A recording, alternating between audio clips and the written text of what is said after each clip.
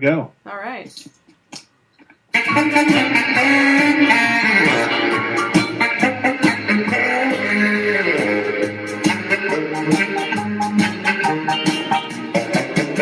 Hello, everybody. Welcome to Honey Radio. This is episode number 11. Wow, we're really racking them up now. I am here tonight live on Radio Fubar, which is always terrifying as shit. I'm here with my revenge honey, Linny. Hi, guys. And I am here with our producer, Honey. So thank you so much to producer, Honey, Matt Leroy from Wicked Radio Network and Dead Men Talking. Thank you for helping us out with our little technical crap fest.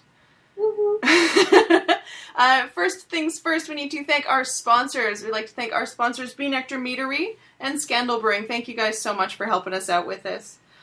So tonight, our special guest is someone that I had the pleasure of meeting at Crypticon Seattle last year. That is producer, director, and writer, Mr. Frank Woodward. Hey, Frank. Hello. Welcome Okay. to the program. Thank you for having me. So Frank is the award-winning writer, director, producer of Lovecraft Fear of the Unknown and the newly released Men in Suits. Thank you so much for making sure the award-winning was there. Of course. Nothing like a bloated ego to start off a program. That's what we like around here. So the reason that we have Frank on here with us tonight, not only the fact that we love him and we love his film Men in Suits, but Men in Suits is also screening at Monsterpalooza this coming weekend. So it's playing on Friday night, am I right? Yes, it's going to be playing Friday night at 7 o'clock. Perfect. At Monsterpalooza here in Burbank. Excellent. And it's great because we're going to do a Q&A afterwards. We're going to have Doug Jones will be there with us, who everybody knows from the Guillermo del Toro films. Mm-hmm. Douglas Tate will be there, another fine creature suit actor. And, of course, good old Bob Burns, who, if you haven't seen the documentary, if you don't know some of the older horror things, Bob is a old gorilla man and a collector of fine props and costumes from all sorts of fantastic films. He owns the armature of the original King Kong. He owns the original George Powell Time Machine. So Bob will be there with us as well. And our mad composer, Mars, who's done the music for all of our documentaries at Weird. Awesome. Now, I want to actually go back to Bob and his collection. I found some photos of some of the original gorilla masks. Mm-hmm. And they are scary looking. Well, you mean like the armatures when all the rubber has rotted away? Yeah. Yes, they're really terrifying things. Yeah, Bob has one of the masks, and of course, I as soon as I need to pull a name out, I forget it. But he has a few of the Gold Gorilla Man masks. George Burroughs' costume is actually at the Natural History Museum here in L.A., so his full gorilla costume is there. And I know that Tom Woodruff Jr., who runs ADI, Creature Effects Shops, they did everything from Pumpkinhead to Aliens vs. Predator and Tremors. Tom is a modern-day gorilla man, so he has the classic Janos Prohaska suit. Yes. Which is really fun to see. I'm looking at this photo right now. It looks like a torture device.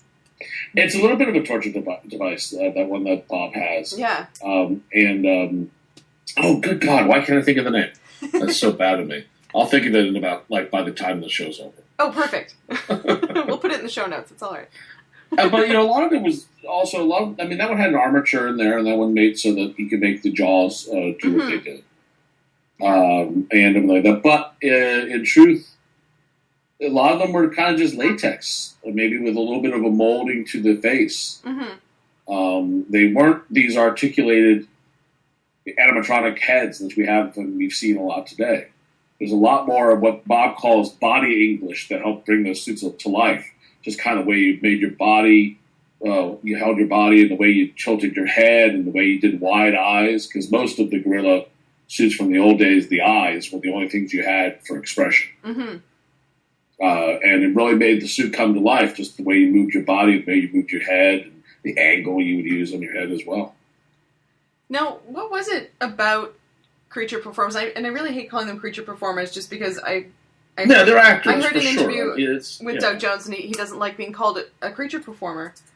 And I want to know what it was about these actors that made you want to make this documentary. Well, for me, I'm a monster kid, so I loved monsters from the early days, and so I always knew who played the creature from the Black Lagoon. I knew who played Alien. I knew who played Predator. I knew who played, Chewbacca. But most people didn't know the names of these people. They definitely didn't know the faces because you never saw the faces. Mm-hmm. But for me, those are characters that are every bit as iconic as James Bond or Indiana Jones or Batman. And everybody knows every actor who's played those roles. But nobody knows all the different actors who played Predator, all the different actors that played Alien. And that, to me, seemed wrong. These characters are probably even more iconic than some of the other... more people, I think, know the creature from the Black Lagoon than Rick Blaine from Casablanca. Mm-hmm. Yeah. So, and that was kind of where it started. I mean, actually, it started even more basic than that when Bill Yadchevsky and James Myers, who are my partners at Weird Studios, we had finished our first two documentaries, and we were trying to figure out what the next one was going to be. We try to find topics that are evergreen. So the documentary, you can pick it up no matter when you find it, and the information is still pertinent. Mm-hmm. Our first documentary, Lovecraft, which is a biography of H.P. Lovecraft, that's an evergreen topic. It's never going to go old. And with Men in Suits, we initially were thinking about, let's do maybe a history of makeup or a history of gore. And that kind of, one, has been done. A lot of people have talked about those things. And two, everybody knows Rick Baker, and they know, Rob Bottin, and they know Greg Nicotero, and these guys that do the designing of the makeup. And they're rightfully, celebrated. I don't know about that. But the actors that actually wear that makeup and bring it to life, not so much. So that just kind of, we honed in on that topic, and it made sense to focus on it because, I was pretty sure somebody else had done it, but as we went on and were producing the film, we had found out nobody had actually done a documentary on these guys. And it's men and women, too. We call them Men in Suits, but there's a lot of women suit actors as well. Yeah, you do feature one female... Yeah, Misty Ross. Because she had this, she played a lot of gorillas in her early days. Yes. Because she's small. She's under 5 feet, so she's played gorillas, she's played pandas. She, of course, has played some evil alien demon things. And so, I mean, there's a lot of people also think that the suit actors are overly tall, over 6 feet. And there are definitely the more famous ones are. Mm-hmm. Your Doug Joneses, your Tom Woodruffs, your Brian Steeles, and your Derek Mears. But a lot of these guys that you meet, they're also 5'8". They're normal size or under 5 foot. It really just depends on what kind of creature they need. There are a lot of them out there. Mm-hmm. Yeah, I found, when I watched the documentary, I found that was a very interesting point that Guillermo del Toro made, is that, someone like Brian Steele can play certain characters, and someone like Doug Jones plays something totally different. Like, he wouldn't have pegged Doug Jones to play Mr. Wink. Well, that's the same with actors. Yeah, absolutely. But I find that very Sorry, interesting. No, it's okay. I find it very interesting, the physicality of the actor becomes the personality. Absolutely. It absolutely does. And it's also kind of their personalities as well. If you've ever met Doug or if you met Brian in person, Doug is a very sweet man. He's very, very lovable, very, very soulful. Doug is lovely. He made me cry the last time I saw him. Oh, yeah. He's all about heart, and he's all about love. Not that Brian's not. Brian's a very, very cool guy, and it's great to hang out with him, but he's more of a rugged, kind of athletic, kind of strong guy. In fact, now he's been biking up and down the continent, just kind of being an outdoorsy kind of man, which my hat's off to him. He puts my fitness to shame, but most people put my fitness to shame. You are not alone. And by the way, it's Emo Van Horn is the gorilla man that Bob has that armature that you see. There you go. You remembered. And I started to look it up, and I didn't have to look it up. It did finally click into the memory, so I'm not a loss. So you have a few people coming to the screening on Friday, to do signings, and I know that you're good friends with Bob Burns. Yes. And he just recently agreed to come on to do this. Yes. Yes, Bob. Yeah, Bob's just a little older, and he's kind of slowing down. And that also, Bob is highly in demand too. He has a lot of friends who are doing different projects that he's actively supports and actively takes part in when he can. So he's just a very giving man, And I was concerned we weren't able to get him because he also Men in Suits is showing as part of what is being called the Dark Dunes Room. Dark Dunes Productions is the company that's hosting this film series, which is going to be playing throughout all of Monsterpalooza. Men in Suits is happening on Friday night.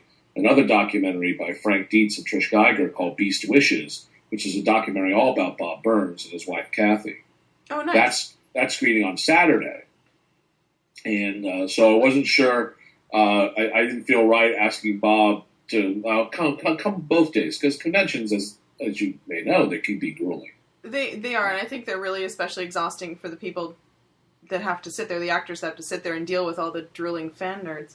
And Bob is such a celebrity within the fantastic cinema world. He can't make it 2 feet without somebody stopping him to talk to him. And but Bob was like, no, I really want. He was excited to be a part, and it makes sense because Bob was with Doug Jones when Doug Jones first got his start. Oh, that's a nice tie-in. Yeah, well, Bob, one of Dougie's first guy in a suit roles was Mac Knight from the McDonald's commercial, the guy with the big moon head.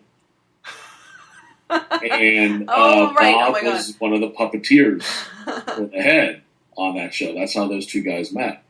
So getting those two on stage, I'm just happy to be there. I don't even say anything anymore. I just let them talk. Well, and I know Doug can talk for a while. Like yes, very much. I remember when he came to the school that I worked at and gave a talk to the actors and makeup artists, and that Mac Knight commercial came up, and I remember watching it when I was a kid, being like, "Is that a guy?" It seemed really weird. It seemed really weird at the time. Well, Doug's got that very lithe body that can really move in ways that we don't normally move. But that's he's years of training. He's studied all sorts of disciplines from mime to he also just takes good care of himself. So that's what an actor does, is they train their bodies to do certain roles. Mm-hmm. And Doug Jones talks about that at length. I think they all do. Brian Steele talks about it as well, about what kind of training they go through to take on these roles. Oh, it's quite a bit, and it also is very specific. I know Doug Tate, who's going to be with us as well. Doug's been getting a lot of work lately. His career's really blossomed. He has. I've noticed that. I've noticed that. Well, and he got to play Godzilla just recently in the Snickers commercial. So, but every time I see him, the man is constantly working out. Mm-hmm. I mean, he's constantly, if he's got like 0% body fat, he has to.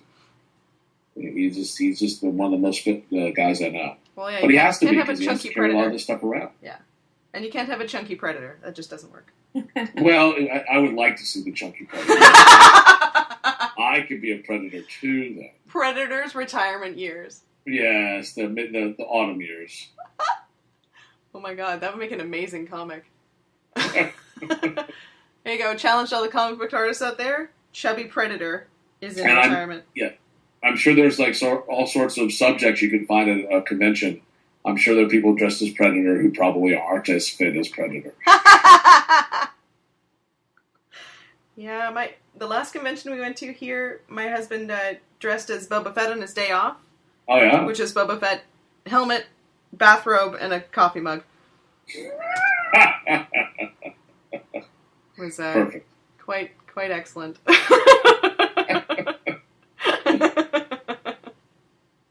Oh, we have a question from chat. If you could wear one monster suit, what would it be? Creature from the Black Lagoon, Chewbacca, or something else? I'm old school. I would go gorilla. I would definitely go gorilla, man. I think you would make a great gorilla. I have to say. I'm built like a gorilla. I have to be honest. I'm short. I'm stocky. I got the silverback belly. That's all I have.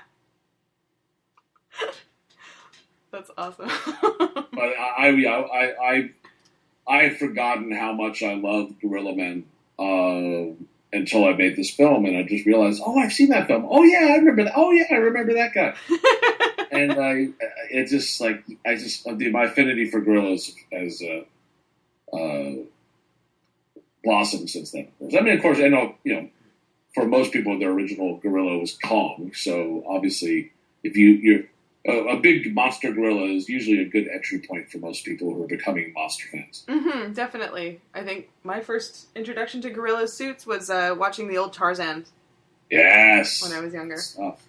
It's so funny, like, even now, I watched Congo a little while ago, and after seeing Men in Suits, knowing that was actually Misty inside that, it made me see it a whole lot differently.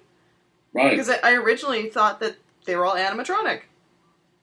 So. Yeah, the faces are for sure. I mean, with those suits in Congo and in films like Greystoke, they didn't have animatronics. I take that back.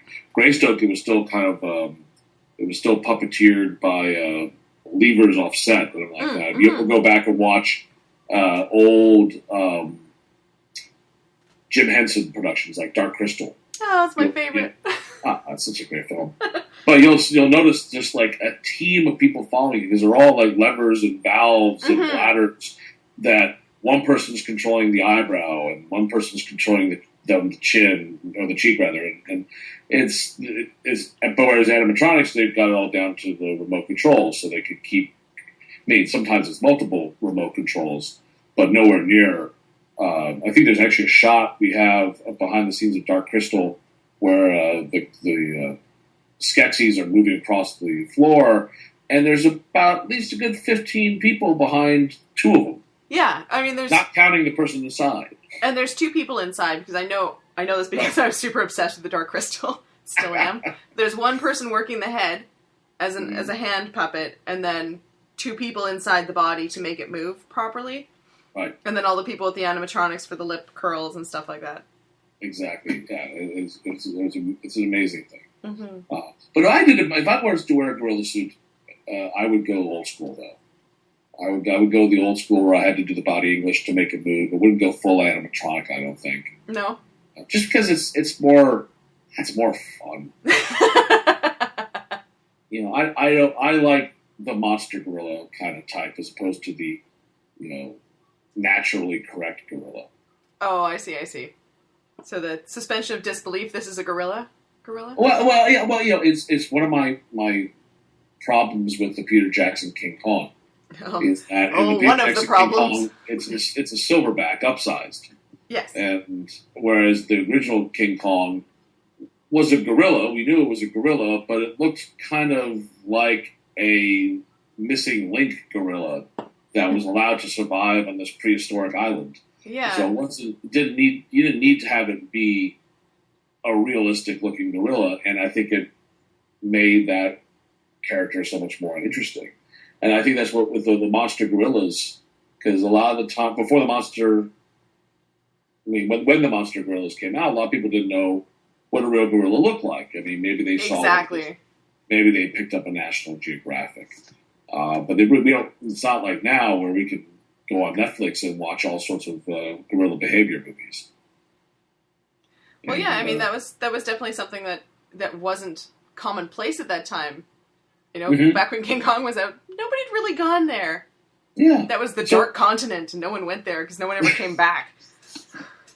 Yeah, exactly. We still don't know what's all there in the center. Who knows? Maybe we will find that Brontosaurus that's supposedly living at the center of the of Africa. The poor Brontosaurus. My God. Oh, baby, secret of the lost legend. Ugh. Between that, what? I can't handle all this stuff. Like, Pluto's not a planet anymore. The Triceratops isn't a thing. Oh, yeah, I know. Brontosaurus isn't a thing either. I know, and it makes me sad. We have a question from chat for you from Matt from Another Damn Trivia Show, who's probably going to use this as trivia. Okay. With your love of gorillas, what is your opinion on the suits makeup of the Planet of the Apes flicks? As far as the CG ones or the earlier ones, the Chambers ones, the John Chambers? Let's get your opinion on both. Okay. Well, the Chambers stuff is classic. It's absolutely beautiful, and as far as I'm concerned, timeless. I think he'd still do that makeup and have it work, and it would totally play. I'm a huge fan of the Planet of the Apes films, and I'm a huge fan of Roddy McDowall as a result. But it's not knocking Andy Serkis anyway, because Andy Serkis, I'm a huge fan of him as well. But when we saw Rise of the Planet of the Apes, I was kind of like, really? I can understand why you did CG, or motion capture rather, to a point. Mm-hmm. We've been doing realistic-looking gorillas for a while now. We should be able to kind of mix it up a little bit. Mm-hmm. And that's the thing, too. I mean, and most people who do this for a living agree, is that, you mix it up. You use some practical effects. You use some CG to kind of keep people guessing at how you did it. And that's something magicians always say. They say never do the same trick twice in a row. Yes. Or because people will catch on. And when a film is all CG, eventually there's a disconnect, because that whole entire suspension of disbelief is taxed. And I think if they mixed it up a little more, the Planet of the Apes movies, the new one anyway, would have been better. I mean, I enjoyed it, but I was really bummed that we didn't have an actual guy in a suit in that movie. And I think Andy Serkis in a suit would have been fantastic. I do too, actually. What Serkis brings to the table, I mean, yes, he's been there and he's been a pioneer of the mocap world, so he knows it better than anybody. But it all, like these other actors, like Dougie and like Brian and like Doug Tate, it all starts with their performance and what they're able to bring as actors. And it's the same thing with Andy Serkis. Those roles are as realistic as they are because he's a damn good actor. It's not the technology that's doing it. Exactly. It's him, and he brings it to us. So even if he was under rubber, we'd still get a killer performance for Caesar. Mm-hmm. No, I totally agree. And do you have an opinion on the Tim Burton version? Outside of the makeup is genius, it's better left unsaid.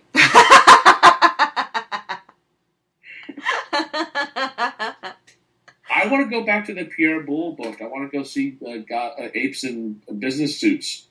Go at crosswalks where they use them like jungle gyms that go hand over hand across the street.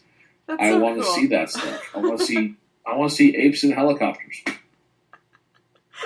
Which is what I think. Which I don't think is in the book, but that was what Rod Serling wanted to do when he wrote the original script for Planet of the Apes. The movie they had started with them in a modern world, and of course, there would have been too much money back then. Of course. Oh man, Frank, it's time to write that. Oh, I'm so busy. Things I'm not allowed to talk about, but clearly somebody's able to post them out. I'm sorry. Oh man. We'll talk about that more, listeners. Oh man, someone in chat, Matt, man on ape sex scenes. Man on ape sex scene, like my favorite man on ape sex scene. Is there one? I mean, there's definitely woman on ape sex scenes. I mean, there's all sorts of exploitation films where a scantily clad cave woman or whatever would be involved with some apes.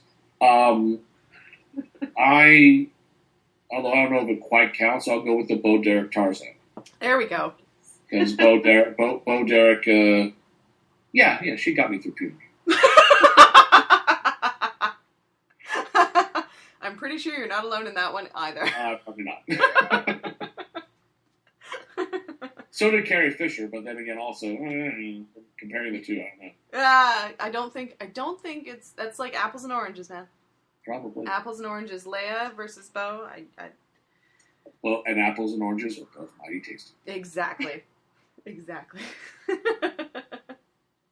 I wanted to ask you. We talked about this in the interview that I did with you a while ago about Van Snowden. Yes.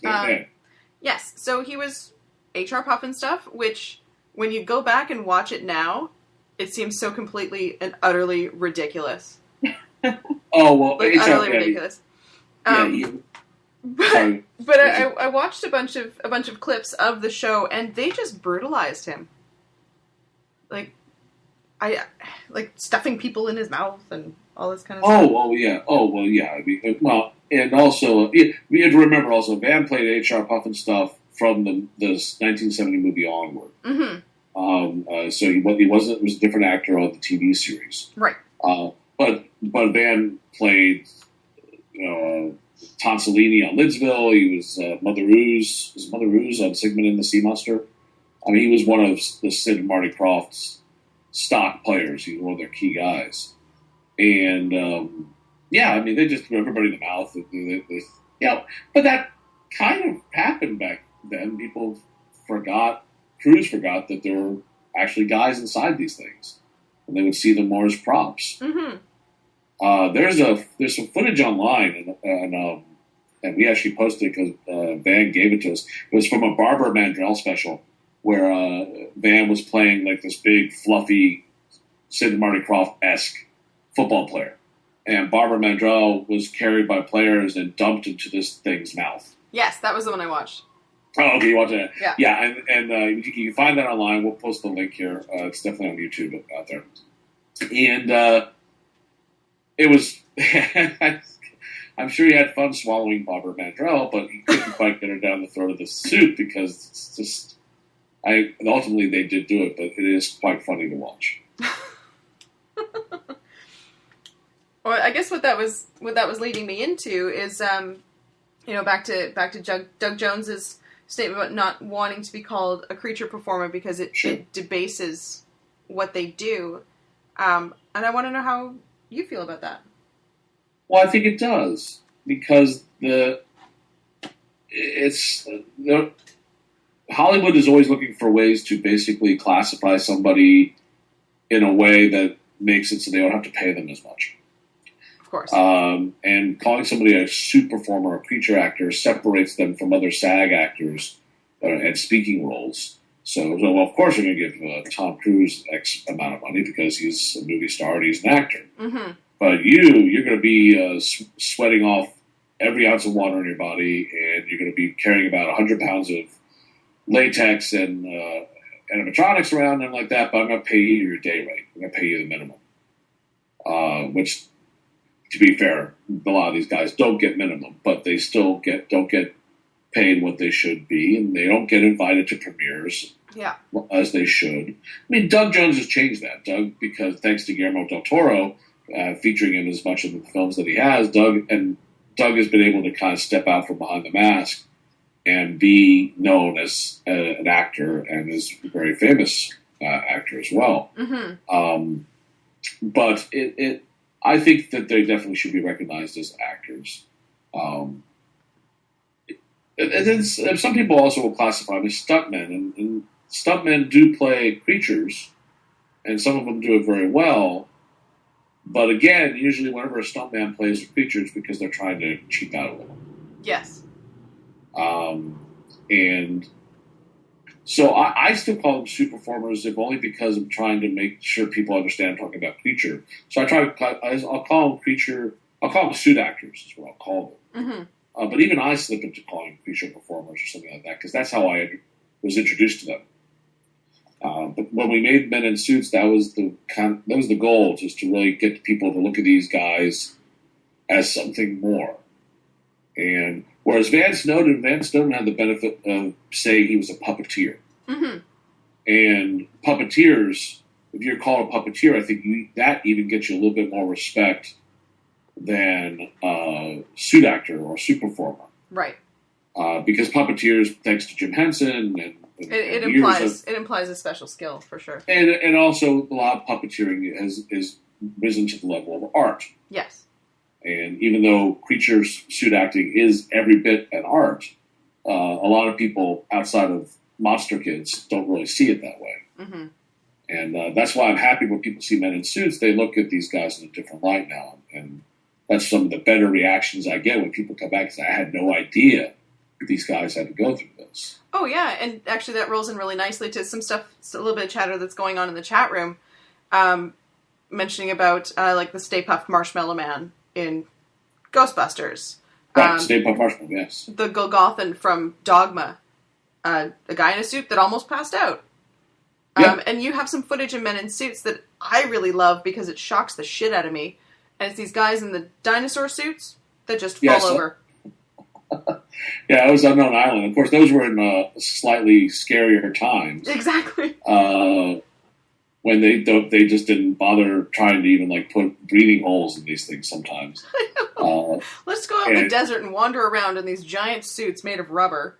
And, yes, exactly. Don't take a break because we're rolling. Yeah, and not even latex, which is a little bit porous. And back in those days, it was old vulcanized tire rubber that was melted and then coated on or something like that. And that's what the original Godzilla suit was that Haruo Nakajima had to wear. That's actually one of my favorite trivia things to tell people is that his suit was made of bamboo, like a bamboo cage, and then tire rubber. Yeah, tire rubber on the outside. Bamboo, wire, whatever it took. Yeah, like, are you kidding me? Like, bamboo splinters and slices. That's awful. Oh, yeah. It's crazy. And you had Haruo Nakajima, you met him at another convention, correct? Well, I actually met him at Monsterpalooza. Okay, there we go. Yeah, I met him at Monsterpalooza, and oddly enough, he's back again this coming Monsterpalooza. Is he really? Wants to meet them. Yes, he is. He's such a sweetheart. He seems like such a very like zen, quiet badass. He's he's definitely a badass. Although I don't know if he would say he was. Oh, probably not. anybody had put up with the Godzilla suit and all the other creatures he played for Toho. Mm-hmm. He earns the right to be a badass, and he's strong too. He's late 80s, and when I first met him, he gave me a big bear hug, and it was like, wow, I think he broke a rib. But he really is a sweet man, and a very humble man too, because he, at least when I met him, maybe he's changed his views since then. But when I met him, he was always so pleasantly surprised at the amount of people who would line up to get his autograph. Yeah. Because back in Japan, they didn't know who he was, for one, because they kind of kept it a secret. They'd go around telling people who played Godzilla. Mm-hmm. And it was just a job too. Yeah. So he came to America. When he came to America the first time, which I think was over at G-Fest in Chicago, he was blown away at how many people were there for him. And even when he came to Monsterpalooza, he was like, people like Ultraman more. They don't really remember me at all. And then lines around the block. And so I think it's fun for him to still be able to see how much he's touched so many people. I was too shy to go talk to him. He was at Son of Monsterpalooza, and I was definitely way too shy to go talk to him. Oh, well, yeah. And I regret that now. Well, he's been touring a lot more lately, which is good. Mm-hmm. I mean, that must be difficult too, because obviously you have to fly from Japan, and that's not comfortable. No, but definitely not. But he has been popping up at different conventions more, which is good. I'm glad he is. Yeah, definitely. I mean, it's nice. I mean, especially with the new Godzilla coming out. Yes. I think it's more important for people to remember where it started. Exactly, I agree. So, we'll see how the new Godzilla. I'm excited to see the film, even if it isn't a guy in a suit. I know. I'm really excited for it as well. I had a lot of friends that worked on it in the makeup departments and stuff, because some of it was filmed here in Vancouver. So I'm quite interested to see how they pull it all together. I once ran into I was with a friend at a cafe out here in LA, and ran into this woman who was introduced to me as, I'm doing makeup on the new Planet of the Apes movie, meaning the one that's about to come out this year. Mm-hmm. And I got all excited. I said, a makeup woman on Planet of the Apes. What are you doing on the show? And she could see how excited I was. And she's like, yeah, I'm just doing the dots and the tracking dots in the face. You know what? That's actually... it's so funny, because now my husband's working on film sets. He's like, yeah, I see these people with dots in their faces. It looks like the most boring makeup ever, and everyone's all uptight about it, but it's so important. It's very, very important. As a makeup artist, I like to say that it's super important to keep in mind that all of these little tracking dots, if you mess them up or smudge them with powder or whatever, everything is thrown off. Yep. And especially with mocap being the way it is now, it's all happening as they're filming. Yep. Like the overlay is happening as they're filming, so if it's screwed up, then all of a sudden this orc has a nose that's up on its forehead or something. Which they go back in and fix that anyway. It's within the realm of the technology. It's funny because that's the other thing about mocap.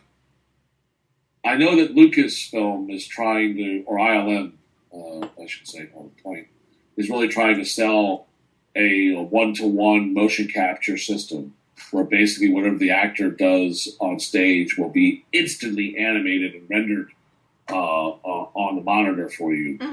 Because they did a demonstration of that recently with some stormtroopers and Cantina monsters for that on Tatooine. Which makes it immediately legit in my mind. Exactly, don't you think? Yeah. But I'm sure technologically we'll get there eventually where it's one-to-one. Even Jim Henson had, and we showed this in Men in Suits, has a one-to-one motion capture system in the sense that whatever the actor does on stage, that's what's done for the character on screen. Mm-hmm. But with Henson, obviously, they're doing big, fluffy characters like Sid the Science Kid. Yes. They're not doing something that needs to be hyper photorealistic like a Gollum. Well, no, exactly. And people forget, again, not to take things away from Andy Serkis, that as much as his performance informs that, there is a team of animators who have to come in and flesh out that performance. Mm-hmm. They will come in and change it even. So really, Andy Serkis is a guide track whenever he does motion capture. A very, very precise guide track, and it definitely helps. It definitely brings the characters to life. But talented animators can do the same, and we've seen that. Absolutely. Well, I think that's what made that character so special. Was that people are like, oh, he's CG, and then you realize, no, that's actually a dude in a blue suit rolling around in that frozen river. Right, exactly. I think it changed it quite a bit. It definitely did. And it is amazing. I mean, I am still blown away by mocap when it's done well. Mm-hmm. Definitely. So, but at the same time, though, I get the sense that people like James Cameron and Peter Jackson have invested in these systems, so that's why they're pushing them so much. Well, it's definitely why 3D did so well. Well, it's definitely why 3D did so well. It's definitely why they're still messing around with this 48 frames per second high frame rate nonsense. So we have another question from chat. I'm sorry to dip away from that. Matt from Another Damn Trivia Show, he wants to know about the Wild Things and where the Wild Things are. Do you know anything about those? I haven't seen where the Wild Things are. It was a mixture of CG and suit. There we go. And from what I understand, ultimately the faces were CG. Mm-hmm. Because they wanted to get the lip movement the way it is. If I remember correctly, they did start out with animatronic heads, and just weren't very pleased with the response, with the outcome. And they went over and did a CG face for those creatures. Gotcha. But you can tell the cool thing about that, though, is you can tell that those suits are there in the environment in a lot of cases. Cool. Okay, I still haven't seen that. I should see it because that was like my childhood. But... Yeah. In that case, I don't know if you should see it then. I know. Oh, see, I loved it. That if I had answered the chat room question, that would have been my choice for suit I wanted to be in because I thought those were beautiful. They were very pretty. I didn't honestly know that they were CG. I guess I didn't. I've never. It's one of those movies I get so lost in. I don't put a lot of thought into what went into it. I just assumed they were suits with animatronics. And to be fair, there may be scenes where that's still the case. I just think that you'd have to go in and do a CG overlay on a lot of stuff. Yeah, it's beautifully done. I mean, however it worked out, I'd be interested to know more about how the whole thing panned out. I guess I didn't pick a suit for what suit I would wear. What would you wear? I would want to be the angel of death from Hellboy 2. Ah. Definitely. You want to have the rig on your back that draws blood. Yep. Bring it on. Excellent. If it's the only way I get wings, I'm happy. I think we can come up with some other way. I love that character, and I love how Doug played it. Yeah, and it was just so beautiful. Ugh. Loved it. Matt, I'm going to tap producer Honey. If you had to wear a suit, what would it be? He's got his stream muted. Sorry, I was muted. For me, because I'm the one that made the question, it would be Chewbacca, just because I'm Chewbacca, the eternal beard. Can I ask my one question now? Yes, please. All right, Frank, during the filming of this documentary, did you get a chance to wear any of these suits? No. And not that I never asked. Really? Because there's two things going on here. One, as much as I like to think I'm brave, I'm fairly sure I'm claustrophobic. There's definitely the fantasy version of myself and the reality version of myself. And the fantasy version of myself is like, yes, I could put on anything. And if a truck flipped over on the freeway, I would get out of my car and be a hero. But I know from experience that I'm the guy standing on the sideline with his jaw on the ground. But with the suit, I never asked, but partially because of claustrophobia, and partially also because a lot of the people we were talking to, these are expensive suits. Mm-hmm. These are expensive suits, and a lot of the more modern ones are made for a very specific body type. And as I joked earlier, and I'm not joking, I'm kind of a stocky guy. I could see myself trying to squirm into one of these things and tearing things in latex, and I'd be nervous about breaking things. So yeah, I never got. I tried on hands, stuff like that, and I did put a ape head on once, to which confirmed the claustrophobia thing. Oh no! But beyond that, I didn't really try anything. Good question, Matt. Thank you. Thank you. I'm going to go back to chat. We have another question from the chat room, which is awesome. I love these questions. Thank you, guys. Would you consider motion capturing just as important, harder, or easier than being in a suit? Well, it's definitely easier on some fronts. It's easier because you're unencumbered. It's easier because you're not dealing with the weight and the heat. And anybody who's gone to motion capture from wearing a suit will confirm that. Mm-hmm. Well, it's like put on this little spandex jumper with some balls on it and go. Right, but one of the things I liked about what they did on Sid the Science Kid with Misty when she over at Henson is that, yeah, she was wearing one of the leotards with the dots on it and everything like that, but they took into account that may be so, but this character of Sid is still this kind of like very puffy, wider than normal human character, so they built outriggers to keep her arms out from her body, so that they would fall in the right way for the character. She had big feet and stuff too, didn't she? Right, she had big feet and stuff too. And if you go watch like some behind the scenes stuff on Alice in Wonderland, the Tim Burton thing, you'll notice with a lot of the people who are just wearing the dots and everything like that, but they're also given rigs to make them feel more like the character that they're portraying. Mm-hmm. Because if you're if you're playing some sort of long, spindly thing or a big puffy creature like a Sid, if you don't have anything to work with, it's hard to keep that memory there. I mean, that's the other part of being practical effect that's helpful, is that informs your performance. If you have nothing informing your performance, if you have no outside effects, you have to keep that in all your memory. You have to remember to portray it, and sometimes you'll forget. Mm-hmm. And sometimes mocap will move very nicely, but then the animators have to go in and slow you down or make sure things move with a little bit more weight and stuff like that. So I think it's more difficult for a mocap in remembering all those outside stimulus that you would normally have if you were portraying a real character or practical creatures. Mm-hmm. I totally agree. I think it's like I do it doesn't compare at all, but doing photo shoots and putting like antlers on someone and having them have to go through doors and stuff and forgetting that they have these antlers and they get stuck. Yep. It's the same kind of thing. Yeah, it definitely. But that's also why, I mean, the mocap stages, they'll usually build some representation of the environment. And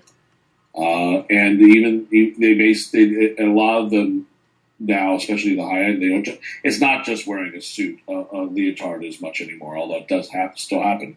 But they do wear padding. They do wear something to give them some sense of what their body will be once it's animated in the computer.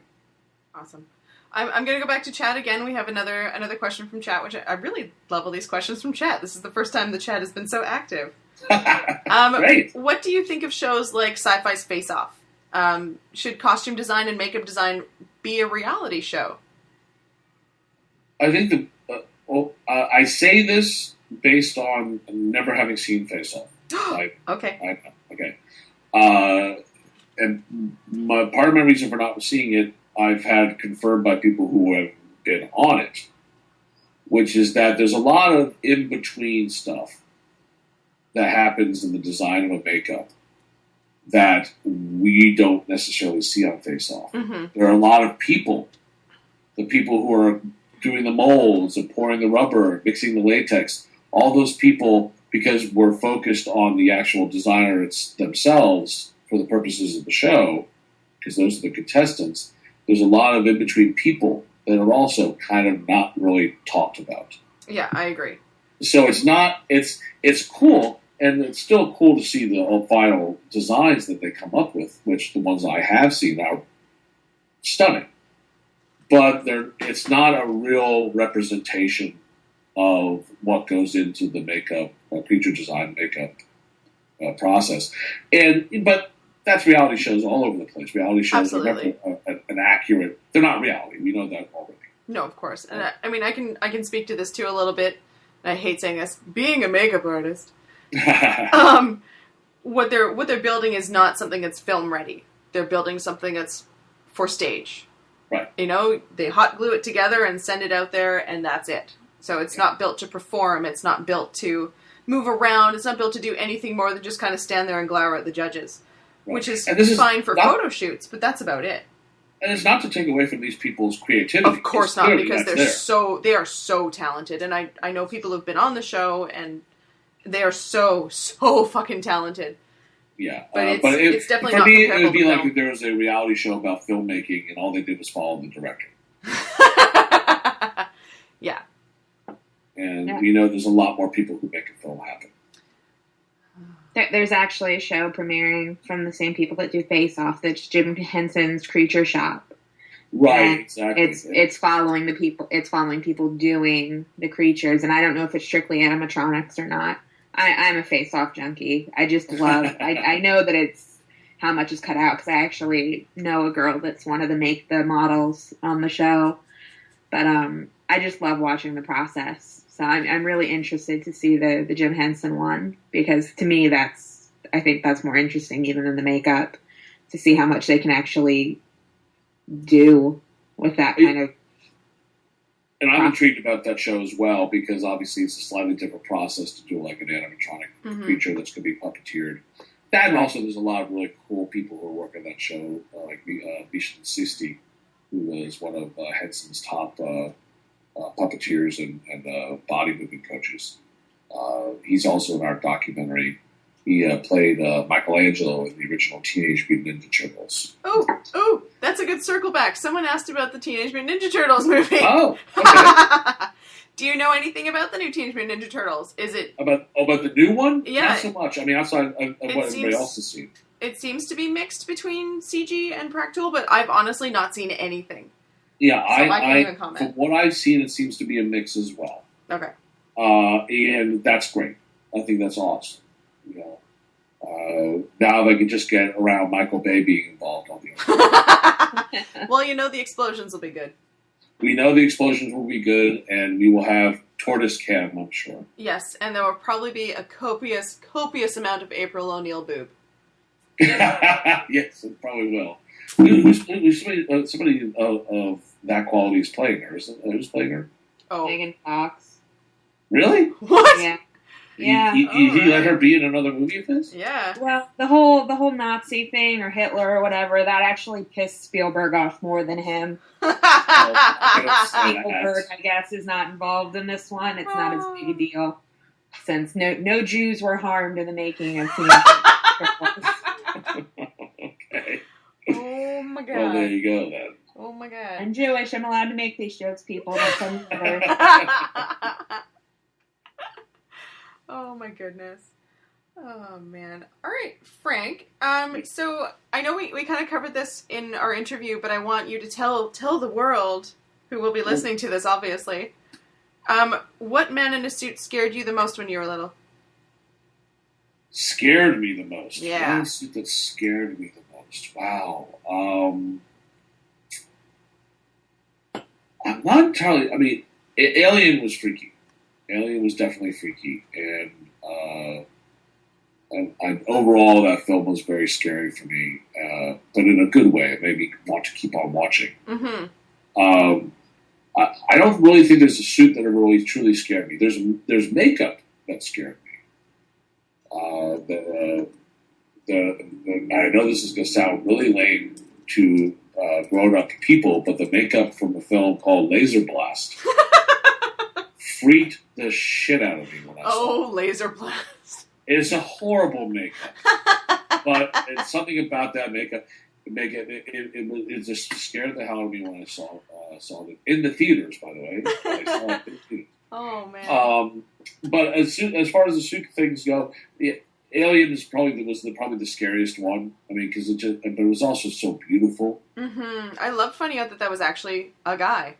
Yeah, I think- two guys actually. Balaji Badejo obviously is the more famous actor to play it, but it was also again with the names, curse you for bringing up names. But Eddie Powell, I believe is the name. Eddie Powell, who was a stuntman, an English stuntman who had doubled Christopher Lee in countless Hammer Draculas. And he's not credited for that, by the way.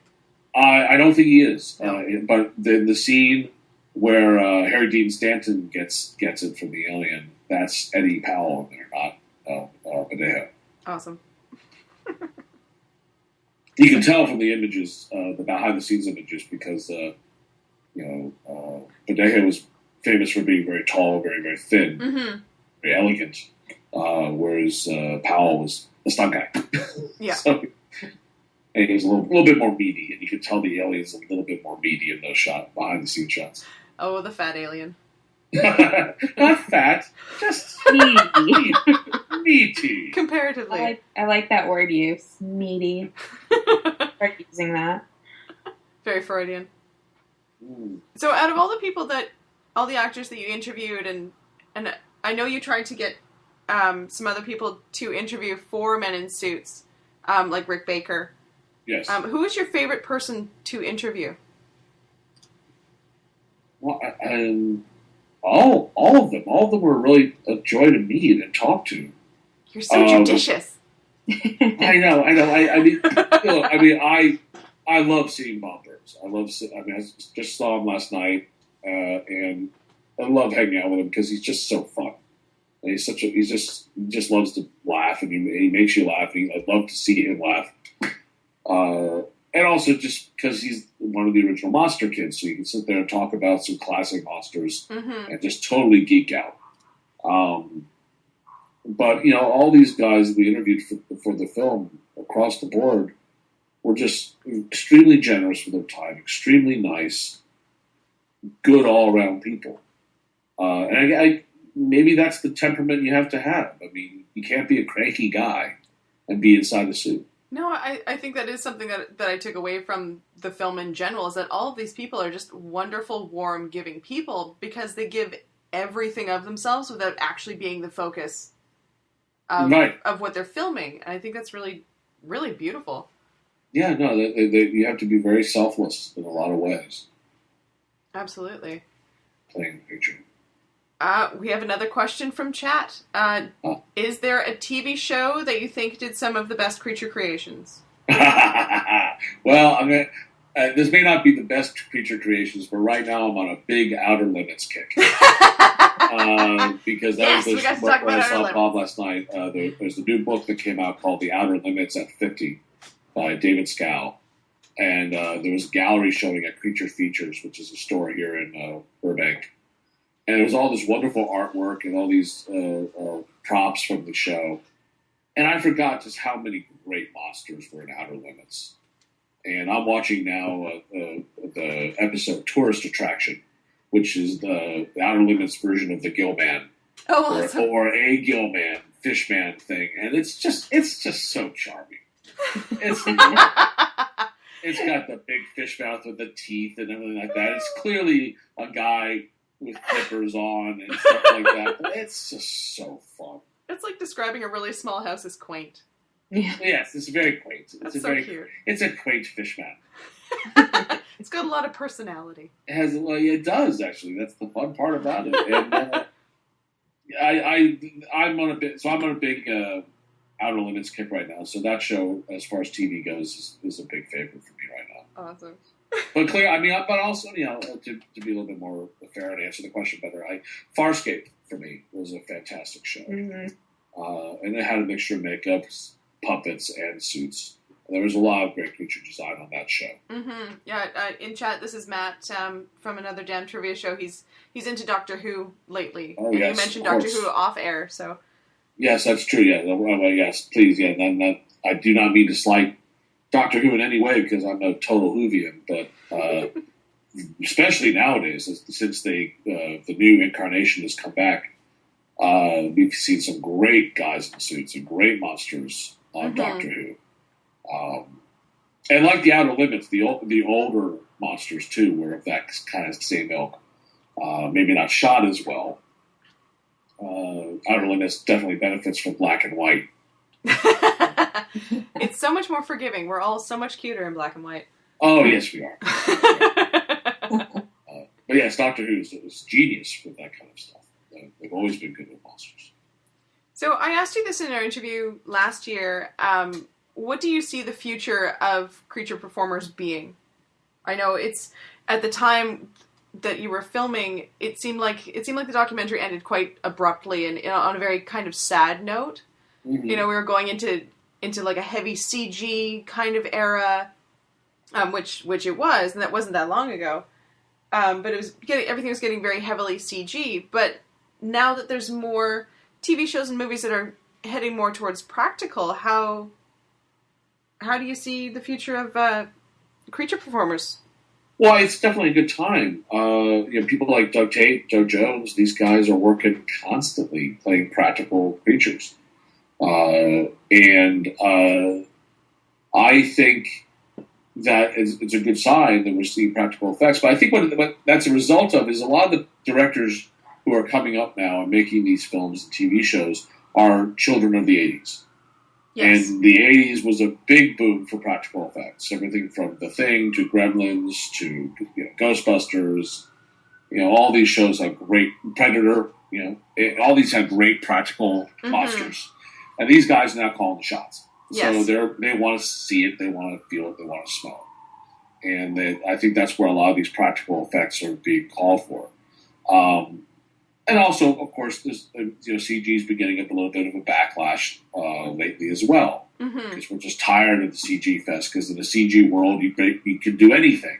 And as a result, we do everything. And every movie has, buildings collapsing and people defying gravity and doing this and doing that. Yeah. And I think people are wanting to get a little bit more rooted, which is also bringing us back to practical effects. Ultimately, though, I think it's definitely going to always become a mix-up, a mixture of the two. You're always going to have CG effects, always going to be there. And the best way is when they are used to augment practical effects. And now, that said, I always get depressed when I see people like Peter Jackson go into the Hobbit films and just do CG characters everywhere. All the CG goblins. Yeah, well, some of them, in one cases that made sense. It was, the heads weren't doing what he wanted them to do, but he at least kept the bottom house costumes. But like the the one-handed orc, whose name I can't remember right now, and he's not in the book anyway, so he shouldn't be remembered.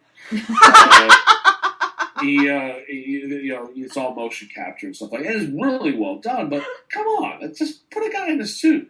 And then I was depressed to hear Jackson actually say something that sounded eerily familiar to George Lucas, which is like, one of the things that really depressed me on the first Lord of the Rings films is I wasn't able to get the goblins and the orcs and the Uruk-hai to be exactly like I wanted because I was limited by suits. But now with CG, I'm not limited anymore. I'm like, oh my god, that's awful. One of the best things in the world that could happen to Peter Jackson is to be limited, because his best films were made when he had to be limited. You know what? And I agree. I'm a big fan of Heavenly Creatures. Yes, and Meet the Feebles, and they're both amazing in their own rights. And I mean, how you have a whole workshop that's dedicated to building these things. The Weta Workshop is amazing, and they do amazing things. Like, why would you want to just chop everybody's legs off and just put it into CG? It's stupid. It's crazy. And now that Lucas is retired, and now J.J. Abrams is doing Star Wars, we're told that we're going to have a return to practical there. Oh, that's so scary to me. And we'll see how that goes. Well, your childhood can only be scarred once, right? Oh, God. It's been beaten up a bunch. Yeah, a lot. But I really like that you mentioned the fact that it's the kids from the 80s who are coming up now and are making all these things, and I'm so glad that the old farts are leaving. But the old farts were the ones who kept things practical. The move to CG, in my mind, was because they were trying to solve a practical problem, which is that you couldn't do dinosaurs, you couldn't do water tendrils, yes, or shape-shifting metal for T2.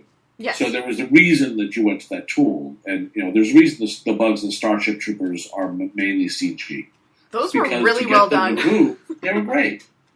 But when you start using it for everything, and it becomes code for, it's cheaper, we go this way. Yeah. And it's all, as anybody who's watched the documentary Life After Pi, which is online now, which is all about how Rhythm and Hughes went bankrupt after being nominated for 2 Oscars and winning an Oscar. What a freaking tragedy. Well, because of the way that things are bid, and the way that studios are, cheapening out and going after tax incentives and, and not paying, there's a lot of reasons. Go watch the documentary. I really urge you to see it. The CG's getting beat up and down, too. They're just trying to have them do way too much. Yeah, I totally agree. And to defend my thing about the old farts, I think the reason that CG got as big as it did is because they were just so scared of having what they were doing taken away by technology because they weren't ready to embrace it. They embraced it a little bit too much and just dry humped it to death. Well, the producers definitely dry humped it to death because they had in their head that fix it in post. It's a fix it in post mentality, which is funny because those same producers who rely on CG will easily come out and say that that whole entire fix it in post, that's an amateur philosophy. Mm-hmm. But at the same time, they're the ones who leave everything to CG, and they just budgets bloom, and people are worked into the ground to get it there, and it never looks as good as if you just took the time to do it on set. And I understand it. I understand the resistance on the production side. If you're watching a CG, not animatronic creature on set, not doing what you want it to do, and you're looking at everybody around standing there on set, all going into golden time, waiting for this thing to work. Of course, the illusion of it costing you more money is there. But the fact of the matter is, it probably, at the end of the day, is a wash. Mm-hmm. Whether you do it practical versus a CG. Yeah. And we'll see what happens when the directors become kids who came up in the 90s. Oh, God.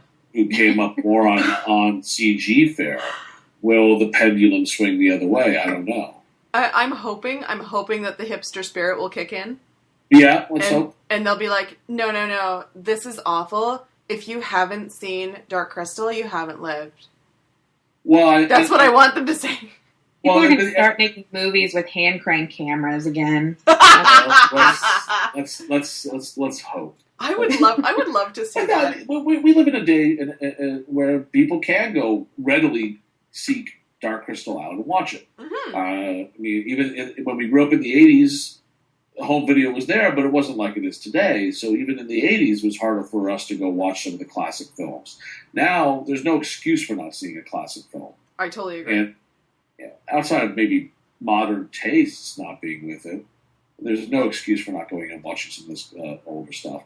And I defy anybody to tell me that John Carpenter's The Thing looks fake compared to some of the CG stuff. No, I agree. And it's still terrifying. Yeah. I mean, some of it's still like, what?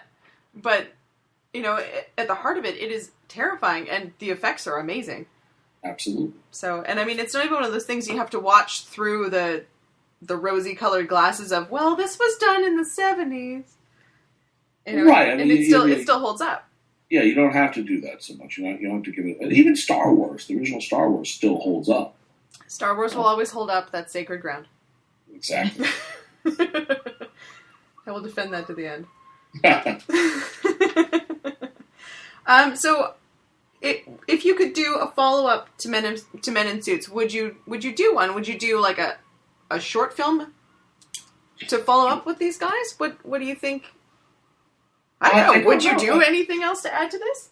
I mean, maybe talk to some other people and look at other roles.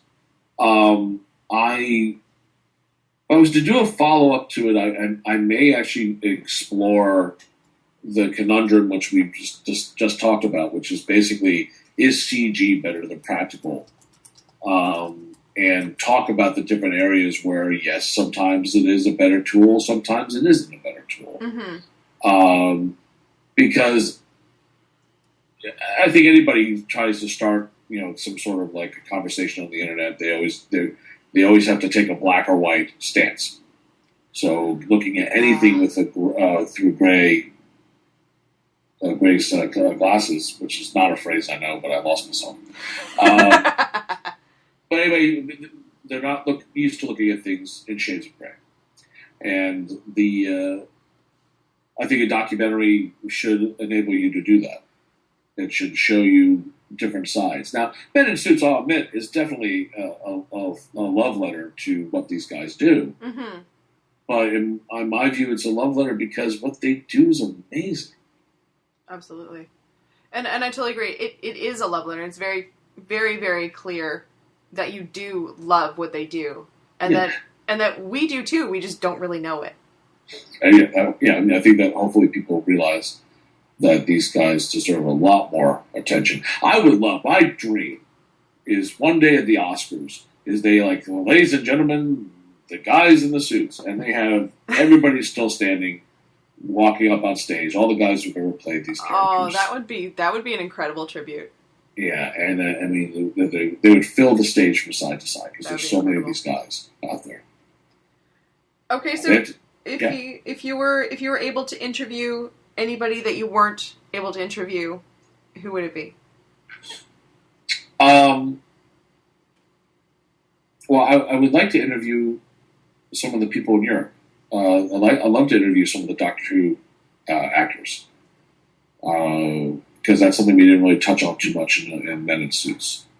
I would love to talk to Carol Spinney, who plays Big Bird. Yes. Did they end up making the documentary about him? They did. I saw some footage of it in New York when we were there with Men in Suits, and it looks absolutely beautiful. It's going to be a great movie. Good, I don't know what their release date is or anything like that, but it's going to be coming out. That was the big reason why Carol didn't do Men in Suits. He wanted to, but because these other filmmakers were doing a film solely on him, we didn't want to step on any toes. We were like, yes, please. Yeah, God bless. definitely. Make a great film. And from the looks of it, they really made a killer movie. All right, so he's your like big major one?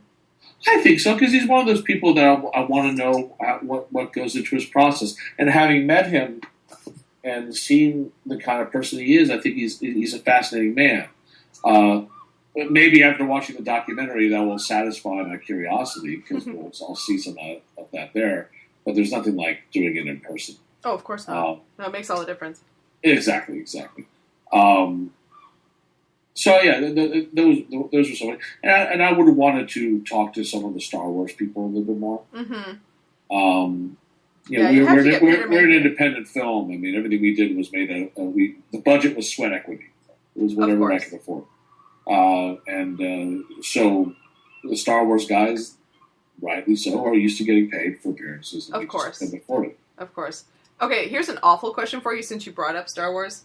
Do you consider David Prowse a man in a suit? Yeah, of course.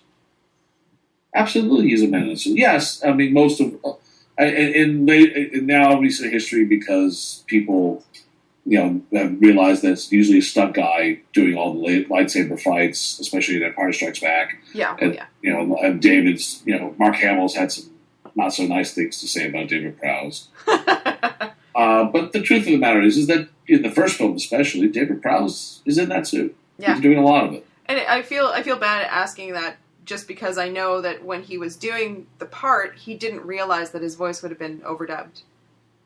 Oh, but then nobody's, very rarely, with the exception of Dougie in Hellboy 2, very rarely is it ever the actor's inside voice or utterances used. It's always something else. Yes, of course.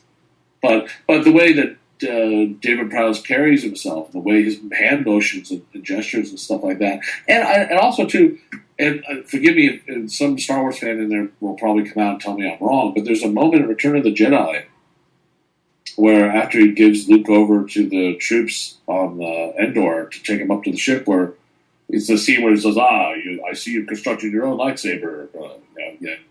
There's a moment after Luke goes away that Darth Vader's alone, and I swear to God you could see sorrow in the way he just kind of slumps afterwards. It's a very, very minuscule slump, but it's there. It's from the body English that Bob says. And if that was David Prowse in the suit at that moment, which I'm pretty sure it was, I think so. Then, because usually David didn't do the action stuff, it was what it was. And that's not an action scene. I could see that was a key moment. Aw, that makes me want to watch it for the millionth time. All right, Frank. Well, we're gonna wrap things up so you can get on with your evening. Thank you. What do you want people to know about Men in Suits? Well, it's out there. This is a self-distributed film through Weird Studios. So we are right now the best and only place to get it at the moment is through Amazon. And we're very happy that people are finding it. And I want to encourage people to keep on discovering it.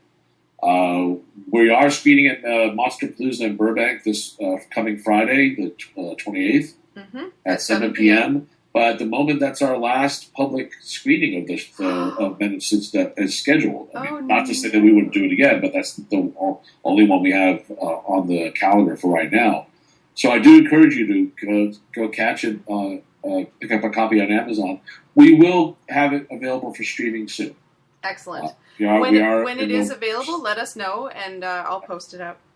Yeah, definitely. Yeah, we are in the works of making it go wider than just on Amazon.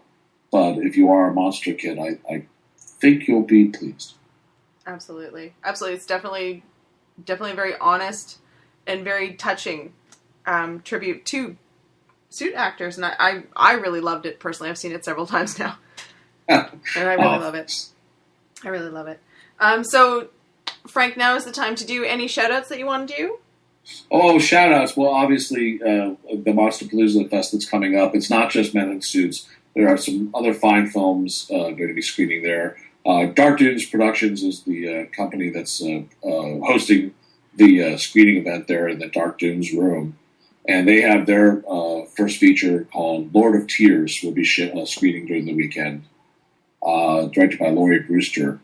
And also Beast Wishes is screening there on Saturday. Some films by Kevin McTurk and Frank Ippolito, which are wonderful examples of practical effects and puppets. The Narrative of Victor Orlock, which is Kevin McTurk's film, is a full-on puppet film, and it's wonderful. Awesome. So I definitely catch that stuff. And I guess I just hide everybody, including my mother, who I know is listening right now. Aw, hi, Mom. I'm sorry I swore. So if you are in the LA Burbank area, please go to Monsterpalooza and see the screening of Men in Suits. It is this coming Friday, March the 28th at 7 p.m. Bob Burns, Douglas Tate, and Doug Jones will be there for signings and Q&As afterwards. And please tell them that I love them. All of them. I will give the love. Please do. Mew. So, Frank, don't go anywhere. I'm going to do our thank yous and links, and then we're going to do our bye, but don't hang up. Right here. I'll stand by. Okay. So, thank you to everybody in the chat room for joining us tonight. This is the most active chat room we've had, which is amazing. So thank you everyone for joining us. We would like to thank our sponsors, Bee Nectar Meadery and Scandal Brewing. We love you guys. You can find our podcasts on Podomatic, on Stitcher, and on the Wicked Radio Network. We love Wicked Radio Network. And as always, we are live on Radio Fubar on Sunday nights at 5 p.m. PST. You can find the Horror Honeys online at thehorrorhoneys.com. That's HORROR, not the other one. You can find us on Twitter. Our handle is at horrorhoneys, HORRORHONEYS. You can find Linny. I'm the Revenge Honey, and I am at Linny Loohoo, LINNIELOOWHO. And Frank, can you give us the links to where we can find you? Well, you can definitely find, we have a Men in Suits fan page on Facebook, which you definitely all should check out. And we're also on Twitter at Weird Stuff, I believe is at Weird Stuff. And you can also follow me on Twitter as well if you want to, at FHW. Now, Weird Stuff is spelled WYRD. Yes, WYRD Stuff. Exactly. And we would like to thank so much our producer, honey, Matt Leroy. Thank you so much for helping us out tonight. Woo! We love Matt. We love Matt. So thank you everybody for joining us tonight. And now we're going to say our goodbyes. Ready? 1, 2, 3. Bye! Bye!